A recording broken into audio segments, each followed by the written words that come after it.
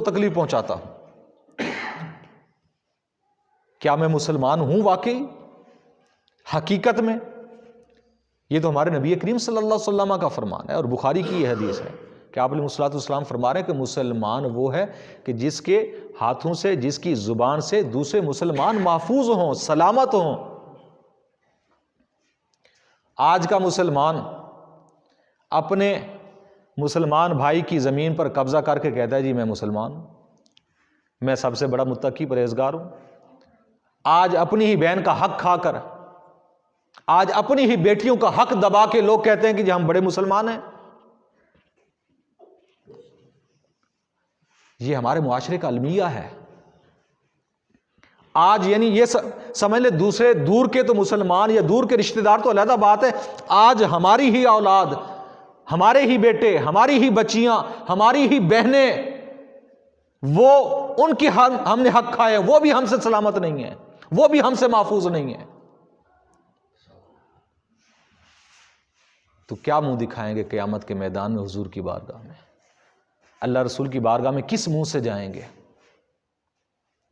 قرآن مجید فرقان حمید کے اندر اللہ تعالیٰ نے وراثت کے جو احکام ہیں، وراثت کے سارے بیان فرما دیے۔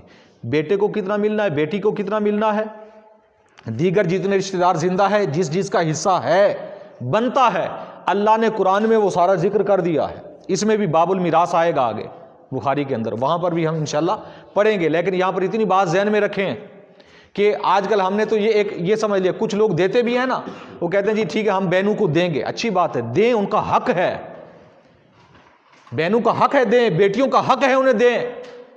تو کہتے ہیں کہ سمجھتے ہیں کہ صرف زمین جو ہے اس میں سے حق ہے، بہنوں کا یا بیٹیوں کا صرف زمین کا حق ہے۔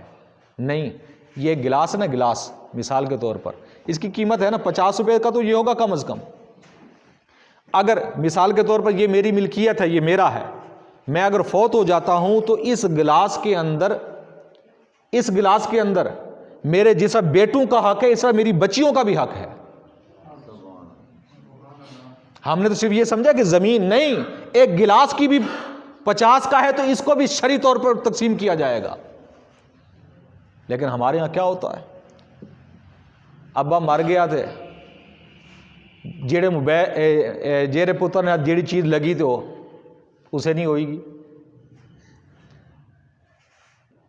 تو ہم بہنوں کا، اپنے بھائیوں کا اگر حق کھا لیں گے، دبا لیں گے، خدا کی قسم آج تو کھا لیں گے، قبر میں تو جانا ہے نا، میں نے بھی جانا ہے، آپ نے جانا، ہر ایک نے، کوئی دنیا میں باقی نہیں رہا، ہر ایک دنیا سے گیا ہے، اور قبر میں حساب دینا اکیلے ہو کر۔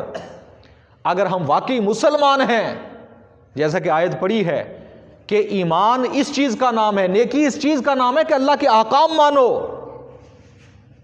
اللہ کے، یہ واضح طور پر احادیث مبارکہ بھی موجود ہیں، میرے آقا علیہ الصلوۃ والسلام کے واضح طور پر فرمان ہے، آپ علیہ الصلوۃ والسلام نے فرمایا جو بندہ مومن زکوٰۃ نہیں دیتا، زکوٰۃ اللہ کی طرف سے یہ مقرر کرتا ہے نا، جو بندہ زکوٰۃ نہیں دیتا اس کا کوئی صدقہ، کوئی نفل، کوئی فرض اس کا قبول ہی نہیں ہے۔